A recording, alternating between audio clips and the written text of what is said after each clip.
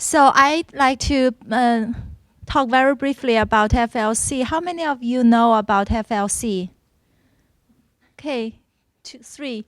Okay, FLC is an acronym for Faculty Learning Community. And at Broadport, I think this is the 9th or 10th year of our FLC. Every year, we have a Center for Excellent Learning and Teaching, and Dale is our director here. And our FLC actually was founded by the Broadport CELT, and each year there will be 2 to 3 FLCs founded, and faculty members selected the ones they want to participate, like Angela and I did select a Moroc's one. And then we meet every other week to talk about the topics we're interested in. And a lot of times we as faculty members will bring the ideas we have learned from our FLC and practice in our own teaching.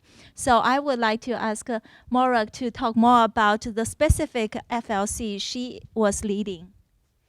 I'll add a little more first about FLCs. The way you get people to come to these every 2 weeks is free food, right, and money. So there's a budget, the facilitator gets paid, and there's a budget to pay for things like lunch, dinners out. We had 2 dinners out on the town in different restaurants, and I think that's really a way to get faculty incentive to attend. If there's none of that, I think faculty would be more likely to just come maybe for 2 weeks and then their lives get crazy busy. And if you say, well, there's free lunch, you got to eat lunch, then they're going to show up. So our FLC, originally the idea behind our FLC was to look at Blackboard. We had just started Blackboard the year before, Brockport, and to compare it to non-Blackboard systems for online discussion, collaboration, and research. Those were the 3 things we were originally looking at. We very quickly realized that nobody really wanted to do much with Blackboard, that we found that Blackboard had limitations we were not really willing to work with. So in the end, we only picked on our sort of favored list, which I'm going to show you. Can you click it once? Our best options list, only one thing on there comes from Blackboard. And even in our backup options list, basically nothing comes from Blackboard. So really, in the end, we worked, we used Taupe, we used our own classrooms. In the fall semester, we tested things, and in the spring semester, we implemented them. So the sort of model was you would pick one of these things we were working on and implement it in your classroom in the spring. Now, not everybody in the FLC did this. Not everybody in the FLC felt they had a class where they can implement online learning. Most people were not teaching online, and that doesn't matter. We were using online tools for traditional classrooms. I was using online tools for a hybrid class, and most people were doing it in a traditional class. So this is our grid of what we found for us at Brockport were our best options, best practices, and then our backup options. So what we're going to do today is we've highlighted the 2 we were going to specifically talk about. First, Wikispaces. Angela is going to talk about that. I plan to talk about Zotero, but I also want to give you the chance to be interactive. So when we get to that, you can also say to me, we don't want to talk about Zotero. We want to talk about how you do discussion on Facebook, which is what I'm doing now. I found it to be the best way to do discussion online. So up to you when we get to that, but we're moving on now to Wikispaces. All right, so I used Wikispace in a brand new course that I've not taught before. This was African history, 1960 to the present. And this was a 400 level, which for us is the highest level, and there were 2 grad students in the class. So that level of student did make a difference. But what I wanted to do was, in history, we teach all this critical thinking and writing, and we know that these skills are highly transferable. Students don't always see that bridge between the classroom and taking these skills. So the idea behind this class was that students would be writing items that they understood belonged out in the real world. So I had students responding not with prose responses, but with blogs. And I had them doing kind of simulated tweets and commenting on each other's blogs instead of the kind of formal papers that they're used to doing. And their goal was to do the same kind of synthetic work that they've been doing on the other levels as they built up to this class, but make it readable and accessible to somebody who has no interest in African history, no knowledge of African history. How do you do that? How do you write for that public audience? So that was the idea behind the class. And because I had a couple of different projects I wanted to do, I chose Wikispace after exploring Blackboard and a few other options, Google Blogger, because I wanted to do several things. So this was our course wiki page. There was a lot more we could have done with it, but I used it to set up a system of blogs and then our tweeting pages. So I'll show you just very briefly. I would just easily set up a page, and then the students tweeted by doing these discussion comments. That's why I said it was simulated tweets. They had 50 words, which is a little bit more than you would get with a real tweet, and then they had to come up with hashtags, and I had a rubric for grading the comment. How did it get at what we were talking about, the course reading for that day, and then the hashtag as well. How creatively did it evoke themes? So Ghana, if the reading was about Ghana, would not get, it's more like a sea-level hashtag because, it's in the course title. But if you can come up with some of the ones our students did, Bigman again, same game, different players. Neocolonialism again is one that's more descriptive, something that's a little bit more creative.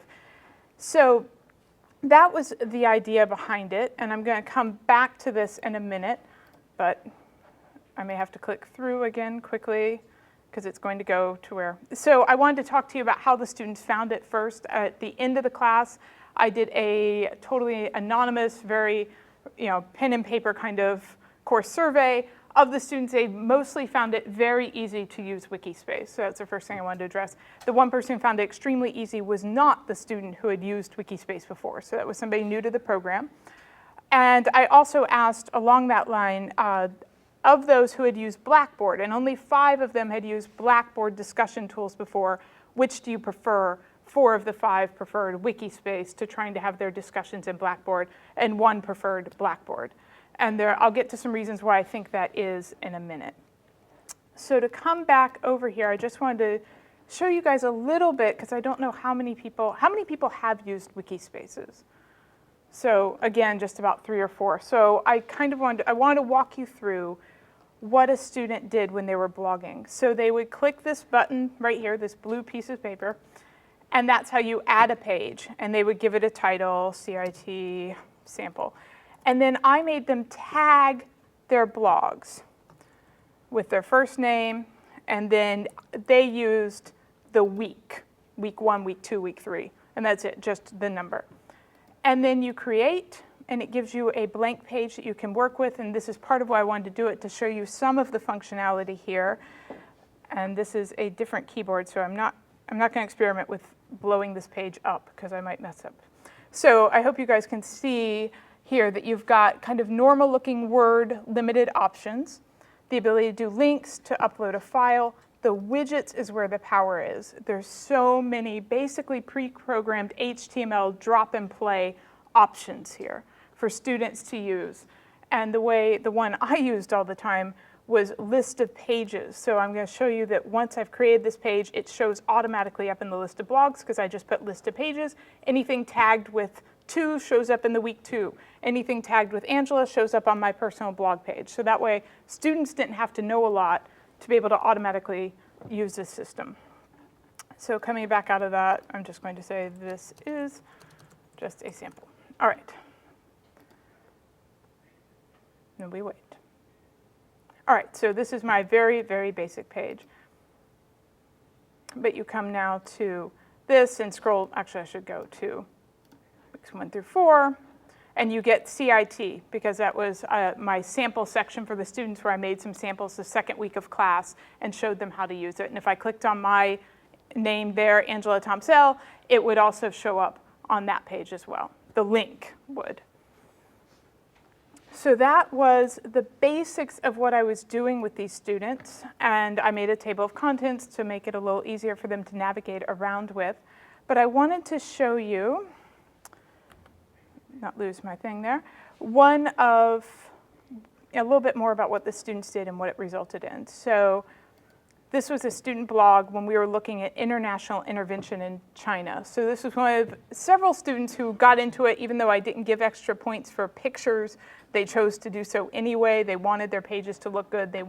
All the students were reading each other's work, and it got to be a bit, especially with the hashtags, a one-upmanship. who can make the class laugh, because we read them out loud. They had to read them out loud for the whole class, and there was definitely an element of wanting to impress.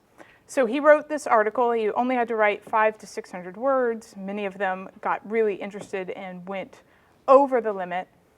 And then you had the discussion section. So each student had to write 6 blogs and respond to 6 blogs. And what I found was this is one of several examples, so certainly not universal, where students would write in a comment. In this case, it was a more critical comment. The student responded back, well, where's the exploitation? I don't see it. Another student says, well, I think it's here. And then he comes back and responds to that. Fair enough, I remember, and then he goes into this long discussion. The author there was no point in the grading system that required or incentivized the student, Nathan, to respond back to those comments. So that was one of the major successes I found using this platform. They got really into it, and they started taking ownership over their work and wanting to answer questions. If someone raised a criticism or asked a question, some of them were coming back and saying, wait, this is what's going on. This is why I did this. This is what I'm talking about. And so that, for me, was one of the major successes of Wikispace. Other functionality it has, you can set up group projects using the projects button. There is a way to do that. Assessment is not very useful, I'm afraid. I'll even show you. It's for in-class, the teacher's up here, the students are on their computers there, and the teacher's monitoring and intervening in real time. It only shows you the last 30 minutes. So that is not a useful feature for most college classrooms. But it does allow you to look at changes made to the whole site, and then you can filter that by username. So there is a way to pull up one user's entire interaction over the course of the semester. So that is something I looked at the end of the semester when I was trying to make sure, did I grade all those? And so that I did find useful. All right, I'm going to go back to a little bit, I did a little bit more, I asked a few more questions of the students. So before I go back to that, does anyone have a question they want to ask while I'm on the wiki page? Okay.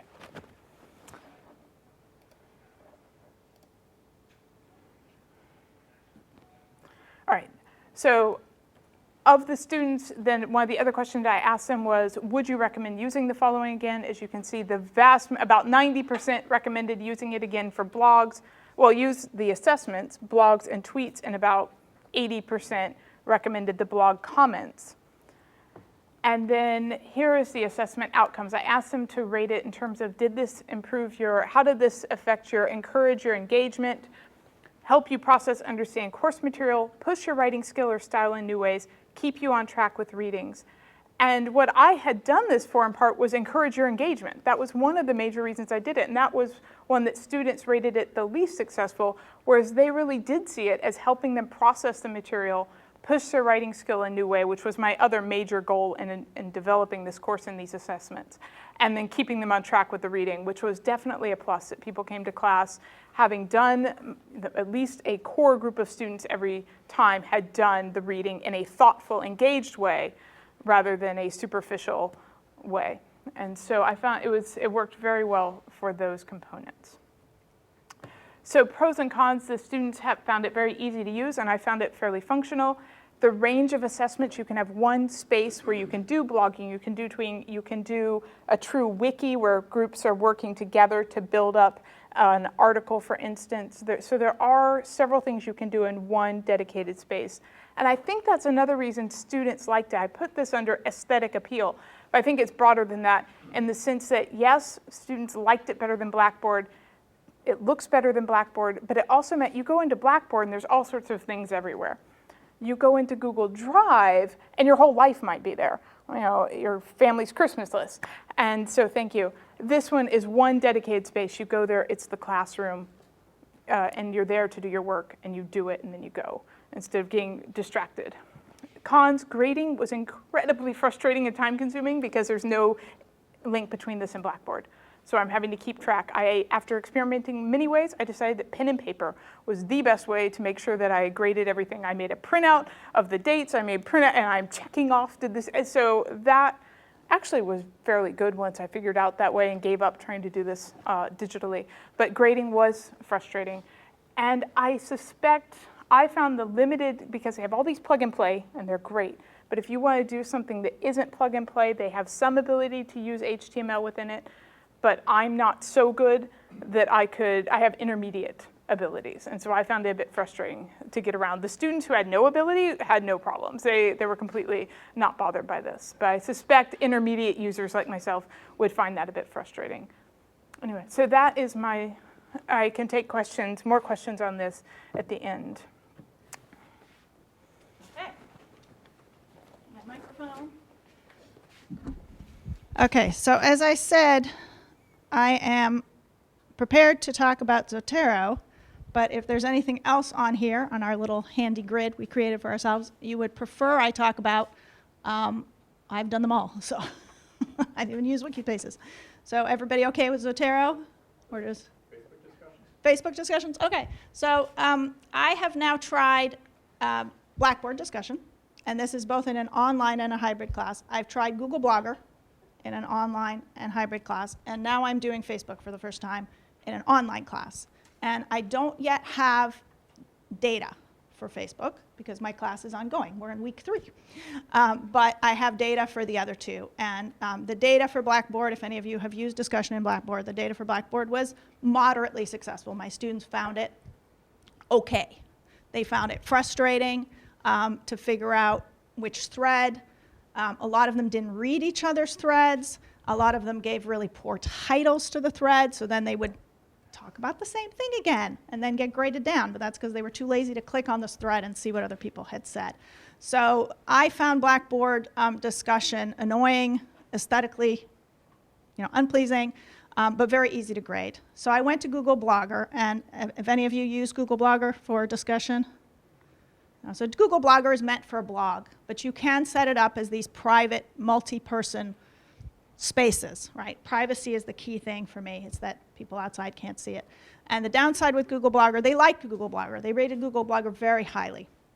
But it's hard to grade, and there's no space you can go click on to see both what a student posted as a blog, quote unquote, but I'm calling that a discussion post, and what they responded. Right? So there's no space like she showed you, and Wikispaces is great. You can click on the student's name and you can see everything they've done, not just one type or another. And in Blogger, it hides the comments. The comments are not visible on the screen. And I have my computer here, so I was planning to do Zotero. So there's no,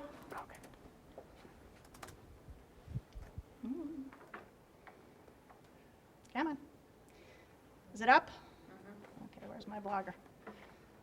So, you as a faculty member grading may find it annoying to constantly be clicking, and I think the students, oops, how do I go to the actual blog?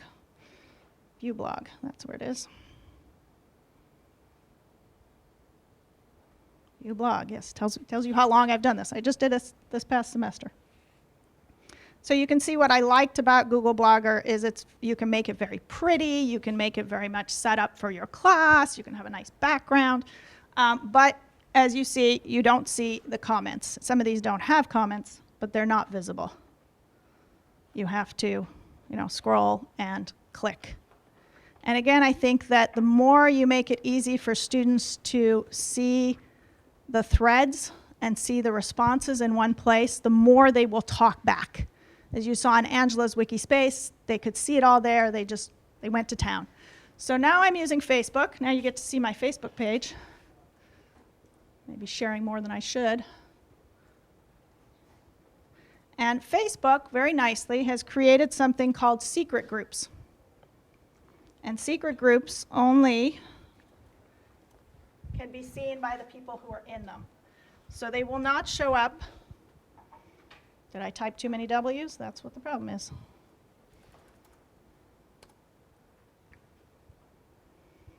They can only be seen by the people who are in them. And they show up on your thread, right? Your feed, whatever they call it. So you can see them. So I'll be on Facebook talking to my mother. Oh, somebody just posted something on my nurses group. Yay, I get to read it, right? So it's actually very exciting. So this group, only my students can see this page, but they are on their phones on Facebook all the time. And they can see somebody else posting. And what I noticed right away is that they were posting more, they were responding more, right? They can see their responses. They were responding to my responses in real time because they're on Facebook, some of them 24/7, right? So I would post something. I would say, well, you kind of got this wrong here, you know, blah, blah, blah. They would immediately post back, oh, Dr. Martin, I didn't mean to. I really meant this. You know, it was a typo. So I found that the sort of day-to-day updates, it's more vibrant, more continuous, more enthusiastic than it was in either of the other formats. The real downside, as you can already guess, is grading. Back to that, right? If you have 150 students, I would not use Facebook as a discussion session because I have them in groups of 4 because I don't think discussion is good, you know, beyond 4 or 5 is the way I work in my class. This happens to be a summer class that right now only has 12 students in it. I had many more, but then they go, oh my God, I've got to read. It's a history class, so they back out. But if you've got a large class, and I've done this for classes in the 25 range, if you have a large class, Facebook grading then with Blackboard or another system would add that extra level of complication.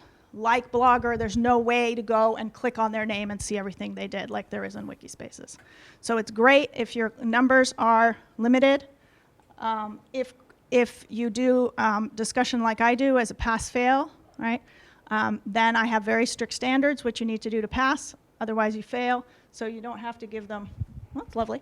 You don't have to give them as much. Oh, sorry. I've gone to. Okay, can you go back to, where was I in Firefox? There we go. So I'll just show you, I don't know if this is a good group or not. I have some groups that are better than others. So I've posted videos. This is this week's, they're still, and of course in Facebook sometimes you still have to click on something because it'll hide, if there's too many comments, it'll hide, you know, what's underneath. And this is not my most active group, there are more active groups, but they definitely have been posting more than they were in the past. So I've been very pleased. I'm going to switch to Facebook, and because there's this secret thing, other downside is they still will see the ads. But I think they're used to the ads, right? They do that anyway. And third downside I found is you are sort of forcing them to join a corporate entity. So if they're not Facebook users already, you're basically saying to them, to take my class, you have to join this, you know, corporate entity. The way I got around that is I said, you don't have to use your own name. Facebook says you have to, but I said you don't have to for my class. If you want to make up a false name and a false identity to get on Facebook, I have no problem with that. Just let me know who you are via email, and I'll let the class know, so I'll know who to grade, and so they'll know who they're talking to. And I also like the fact that they don't put pictures up anywhere else. You saw in Angela's Wikispaces, none of them bothered to upload a picture of themselves. In Facebook, they all already have pictures. So you immediately can see what they look like. And my younger students don't protect anything on Facebook, so I can even click and find out about their families and, you know, all that sort of stuff. I try not to do that because I don't think that's very polite. And I, you know, may warn some of them that they may be showing too much. But I've been very, I can't tell you for another 5 weeks how the students like it, but I've been very happy with it. Okay, I think we're done. Are there any questions for any of this? Yeah. Did any of the students have concerns about linking up their personal Facebook profiles to something like this? I got 0 complaints. Okay. 0. The majority of these students are working nurses, and so they're older, and they tend to fall more in the Facebook using category. Our 18 to 22-year-old students are no longer on Facebook, supposedly, right? They've fled Facebook, and they're the ones I'm thinking might be more likely to complain, but I don't have very many in this class. Yeah. So I've actually been using this in my classes Yeah. for 6 semesters now. Yeah. So you can tell me how great it is, or how horrible it is. So it is awesome. Yeah. I don't use it as a graded discussion. I've actually found it's better as a create space for kids. Yeah. I actually use it as a separate assignment. Separate assignment, yeah. Have you found yourself in your courses monitoring what they talk about more? So I've had, for instance, kids want to discuss things relating to grades and graded material. Oh, yeah, in a because Facebook. you're using this medium, Yes. they Yes. can talk about anything. Yes. And then you have FERPA issues and Yeah. so have you found yourself Mine are graded even though they're pass-fail, so I've had 0 that. Mine have a tendency to share a lot of personal information, like birth stories. We get entire birth stories in this class. It's a class about women in medicine, and nurses and midwives take it. So we go in that direction that sometimes can be uncomfortable for people. But I think because it's very specifically graded and they're specific, it has to be related to course content. So far, no. But I think it depends on where you set the rules. I do have, as we all do in our syllabi, saying these are things you should not talk about, or you should be careful about, or those sorts of things. Yeah. Does the owner of the group, do you have the ability to moderate all the posts? So if there's something within appropriate, you could remove it, or? That, it's a good question. I am the moderator, owner of the group. Whoops. 6-year veteran. Yes, saying do you know? Yes? Yes? Okay. Yeah. And you can also decide who is allowed to add people to groups. So, Yes. if Yes, there you go. I am the only person who can add. Yeah. But I have others, for instance, for like my psychology club, where any of the senior members can add students. So you have the ability to set up who's an Yeah. administrator. These are secret. These groups are completely secret. These aren't even the kind that somebody can search for. You cannot search for this group on Facebook. You cannot ask to join it. Only the 4 people and myself who've been invited. When students dropped the class, I disinvited them so they couldn't. Why would they want to hang out on this Facebook page, right? But let's say they thought they could. Yeah. So for both of you, I understand from the student point of view, you're using a less structured format. So wikis are things you're familiar with Facebook. People are prolific Yeah. on Facebook. Yeah. But are you getting the same level of academic rigor in these discussion posts that you would get in the formal structure like in Blackboard? So, I mean, they're on their phones all the time, so yes, so they're going to Yeah. respond like lightning. Yeah. But we want them to do a little bit more thinking before they respond, so I'm just wondering if I'm having the opposite problem. This class is going, they write me these enormous posts with quotes, and you can see this student is putting in, I don't know if you can see it, she's putting in the full citation of the text, right? They're going a little crazy, and that's partially because of the rubric. I tell them, what you need to do to pass. So I've actually commented to some of them, I want this to be a free-flowing discussion. What you just posted me is half your paper.